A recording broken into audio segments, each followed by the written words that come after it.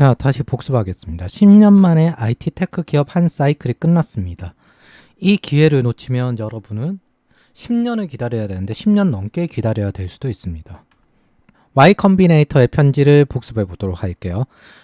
경제 침체가 종종 사고방식을 신속하게 바꾸고 미리 계획하며 회사가 살아남도록 하는 창업자에게 엄청난 기회가 된다. 그리고 살아남은 기업이 시장 점유율을 가진다. 2000년에 IT 버블을 통해서 구글과 아마존, 엔비디아가 성장했습니다. 2009년 서브프라임 때 애플, 페이스북, 현 메타, 그리고 우버, 에어비앤비가 성장했습니다. 테슬라 같은 경우 거의 마지막 머니터리를 탔죠. 그리고 2022년이 되었습니다. 실리콘밸리는 이미 세 번째에 겪고 있는 상태라고 생각을 하시면 돼요. 한 사이클이 끝난 겁니다. 그리고 다음 머니터리를 준비하고 있어요. 그게 아마 메타버스가 되는 것 같습니다. 보통 이때를 견디고 새로운 상위 경제 기업이 탄생합니다. 경기 침체를 견디고 새로운 유동성이 풀릴 때 그때 하위 경제들도 이득을 봐요. 모두 그때 컸습니다. 여러분들이 인터넷을 보면 요즘 스마트 스토어로 돈을 벌었다느니 마케팅으로 돈을 벌었다느니 흔한 이유가 뭐냐면 1970년대와 똑같습니다. 1970년대 이전에 영업이 시작이 되면서 영업으로 돈을 번 사람이 나왔고요. 이후 마케팅이 시작이 되었습니다. 그리고 프랜차이즈와 마케팅에 관련된 내용들이 풀리기 시작을 했고 그런 것들이 뭐냐면 하위 경제로 권한이 위임된 거예요. 1970년대 스태그플레이션 이후에 나온 게 프랜차이즈입니다. 스마트 스토어나 블로그로 마케팅해서 됐거나 유튜브나 이런 것들이 뭐냐면은 프랜차이즈 장사가 제일 잘 되는 프랜차이즈 매장인 거죠. 보통 이런 경우 유동성에 의존하는 경향이 좀 있기 때문에 유동성이 묶이는 경우가 있기 때문에 경기 침체기에 상당히 위험해집니다. 대표적으로 기업은 경기 침체기에 광고비부터 줄이죠. 그러나 이때를 활용해서 성장한 사람들은 베이스를 미리 만들어 놓은 사람들은 이 위기를 잘 살아남고 다음에 더 크게 성장할 겁니다. 지금은 10억대 부자가 나올 테지만 다음은 100억대 부자가 나올 거예요. 이게 지금의 머니터리 경기 침체 때마다 정기적으로 반복된 패턴입니다.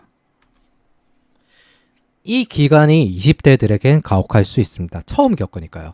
지금 30대 후반 같은 경우에는 20대 초중반에 3년 정도 힘들고 배고프게 견뎌본 사람이 꽤 많을 거예요. 그리고 지금 그때 자리를 잡게 해준 게 그 시기를 시작점으로 해서 자리를 잡은 경우가 많았습니다. 그래서 30대들 입장에서는 이제 경제에 대해서 관심도 많이 가지고 재테크도 할 때니까 또 왔네 이 시기로 생각을 합니다. 근데 경제를 공부한 30대들은 준비도 미리 해놨을 가능성이 높아요. 아예 그런 걸 안 한 30대들 같은 경우에는 모르겠지만 그래서 IMF를 겪었고 그 다음에 서브프라임을 겪었고 이번에 세 번째 겪기 때문에 원래 역치값이 굉장히 낮아요. 살아간 역치값이 최악은 저기까지 내려갈 수 있다. 근데 한 번 겪어본 거라 더 수월하게 넘길 수 있을 겁니다. 근데 20대들에겐 가혹할 수 있어요. 처음 겪으니까. 그런 20대들에게 제가 드릴 수 있는 말은 3년 정도 고생할 각오하고 이 기회를 잡으라 라고 말씀을 드리고 있습니다. 지금 놓치면 다음 10년 뒤에 기회가 있을 거예요. 저 같은 경우 이 당시 때 보면은 50만 원 들고 올라왔지만은 아예 그냥 2, 30만 원 들고 올라와가지고 밤에는 편의점, 낮에는 다른 곳에 일을 하면서 틈틈이 편의점 알바하면서 자고 그런 경우도 많이 봤고 굴비 3마리 들고 강원도에서 올라온 사람들도 있었고 이직이 이 당시 때부터 시작이 됐어요. 서브프라임 때. 그러다 보니까 역치값이 낮아요. 원래 IMF 때 한 끼씩 먹었고 이때도 한 끼씩 먹다가 야근하다가 사장님 오면 밥 사달라고 조르고 그렇게 뻔뻔하게 살아남았습니다. 그러다 보니까 역치값이 대체로 하는데 지금 20대들 입장에서는 그게 굉장히 생소할 거예요. 때로는 비참함을 느낄 수도 있고 그런데 제가 한 가지 장담할 수 있는 건 이런 기회들이 정말 추월 찼습니다. 여러분들이 코인 같은 위태로운 게 도박을 걸지 않고 그리고 다음 10년 뒤 위기가 도래했을 때는 여러분들이 또 훨씬 준비된 상태에서 더 크게 성장할 수 있는 기회를 얻을 수 있을 겁니다. 그 시작점이 될 수 있는 기회입니다. 그래서 각오하고 이 기회를 잡길 바랍니다. 어쩌면 여러분들의 인생의 전략적 변곡점이 될 수가 있어요. 지금 여러분들의 30, 40대가 이때 결정이 될 겁니다. 3년쯤 뒤에는 다음 머니터리어는 분명 옵니다. 그때 여러분들이 될 수 있으면 글로벌로 가서 그 머니터리를 최대한 많이 타길 저는 바라고 있습니다. 그때 새로 생긴 추월 차선에 타려면은 3년간 최대한 성장해 두셔야 됩니다. 3년간 최대한 성장을 해 두셔야 됩니다. 그때를 대비해서 능력과 기술 이력, 즉 실적이죠. 문제 해결 능력과 영어 이것들을 성장시켜 두셔야 됩니다. 어떻게 해야 되는지는 다 알죠. 취업하고 공부하고 경제, 금융, 비즈니스 책 읽고 글 쓰고 제가 맨날 하는 이야기. 경력 쌓으면서 어려운 분야에 도전해야 됩니다. 지금은 돈보다 성장을 해야 되는 시기예요. 저는 지난 서프라임 머니터리 때 제법 기회를 살린 편이라고 생각을 합니다. 근데 동시에 저와 비슷한 나이대에 비슷하게 시작을 해서 저보다 더 성장한 사람들을 봤어요. 10년 안에 제로 베이스에서 시작을 해서 수십억에서 수백억까지 이룬 사람들을 봤고 3분 정도 봤습니다. 그분들은 저보다 더 하다하겠는데 더 어려운 규격으로 많은 좌절을 겪는 길로 가셨어요. 그러나 그 경험치로 아예 규격이 다른 성공을 거두셨습니다. 저는 전문가를 지향을 했죠. 이분들은 전문가에서 안주하지 않고 사업가까지 나아갔고 글로벌까지 지향을 하신 거예요. 그러다 보니까 규격이 다른 성공을 거두셨고 이 세 분들을 제가 2년 동안 쫓아다니면서 여러 가지 어떻게 했는지 경험치를 배웠어요. 그래서 저는 그들에게 직접 배우고 2021년 기준점으로 취업 지도를 모두 바꿨습니다. 경영자 C레벨 테크니션 글로벌 커리어 이걸 지향을 하겠다. 규격이 다른 인재만 키우겠다. 왜 제가 제자들에게 개발자, 엔지니어, 보안 전문가 이런 전문가라는 직업에 얽매이지 않게 하려고 하냐면 제 경험담이기 때문이에요. 그리고 지금은 그런 시대가 끝났습니다. 이젠 모두가 경영자인 시대입니다. 처음부터 규격이 다르게 시작을 해야만 적당한 성공에 안주하지 않고 무한히 성장할 수 있습니다. 한국의 성공 공식이 미국보다 몇 년 느리지 사실 실리콘밸리의 채용 기준점은 모두가 경영자인 사람을 채용하려고 합니다. 그 사람들 전략적 판단을 할 수 있는 사람일수록 더 승진을 시키고요. 여러분들이 120년을 사는 삶 동안 경영은 회피할 수가 없습니다. 한 번이라도 리더를 안 할 리가 없고 한 번이라도 자영업이라도 해보지 않을 리가 없습니다. 투자를 회피할 수 없습니다. 그렇기 때문에 경영과 투자를 아주 잘하는 게 더 좋아요. 제 인생의 지론이 하나 있습니다. 일과 사랑은 죽을 때까지 해야 된다.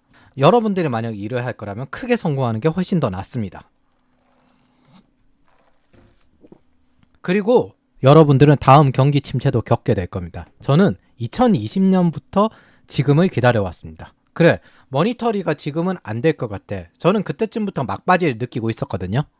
다음 경기 침체 때 축적해서 다시 온 머니터리 때 타겠다.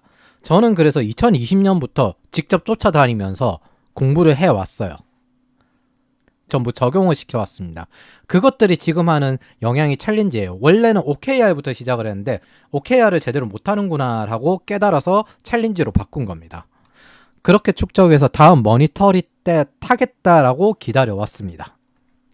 그래서 지금에 도달했습니다. 드디어 기다리던 시기가 왔어요. 여러분들이 이 기회를 놓치면요. 다시 10년을 기다려야 됩니다.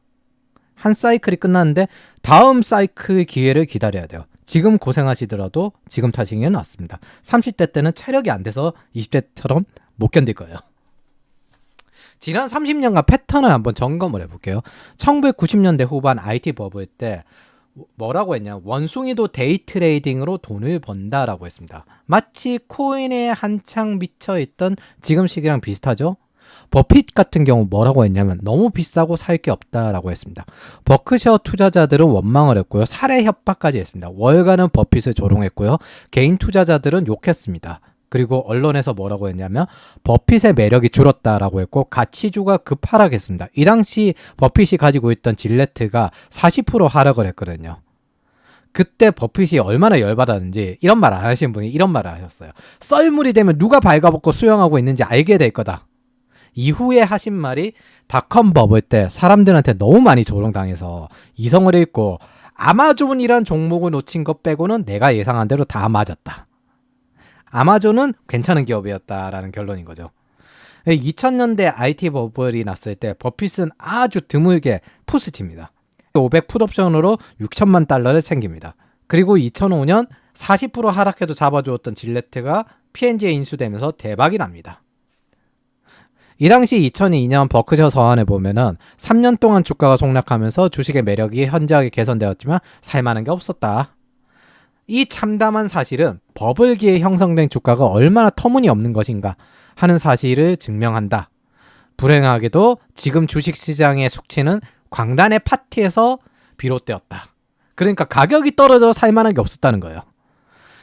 그런데 사긴 사셨거든요. 몇 개 없었다는 거지 아예 없었다가 아니니까. 그러니까 이제 월가에서 주가 반등 신호를 확인하고 투자에 나서라라고 사람들에게 조언을 했어요. 버핏이 뭐라고 했냐면 반등 신호 확인하고 투자하면 누가 나한테 그게 증시 오른다고 반등합니다라고 알려주냐. 그렇게 알려주는 사람 있으면 나 좀 소개시켜줘. 그게 있냐고. 가격이 떨어질지도 모른다.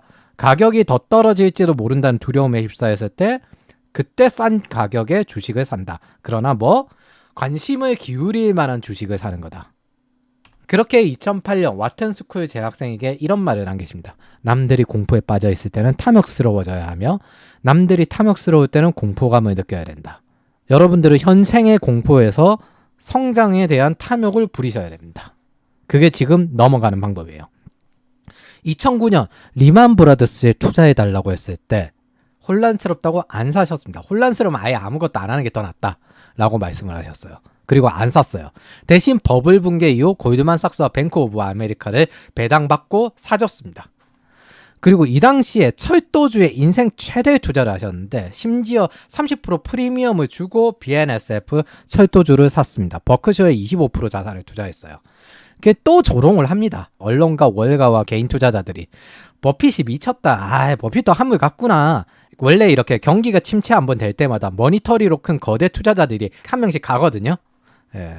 근데 현재 BNSF 배당금으로만 원금이 훨씬 넘었습니다. 그리고 지금도 현금을 계속 창출해주고 있어요. 상장이 안 돼 있어요.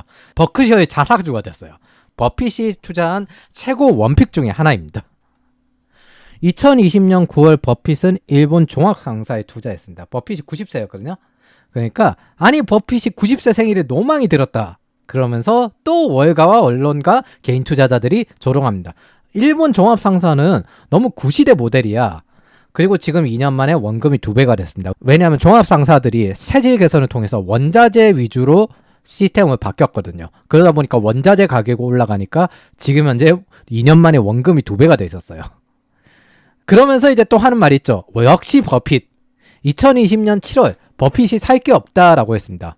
그게 살 게 없다 말씀하시고 천연가스 회사인 도미니언 에너지를 샀습니다. 12조를 매입하셨거든요. 지금 천연가스 가격이 어마어마하게 올라 있습니다. 2021년 12월에 버핏의 파트너인 멍거께서 IT 버블만큼 버블이 심하다라고 말씀을 하셨습니다. 2022년 버블이 터졌습니다. 그리고 폭락 후 에너지 주식을 풀매수하셨어요. 원유 주식. 그리고 유일하게 재산이 느셨죠.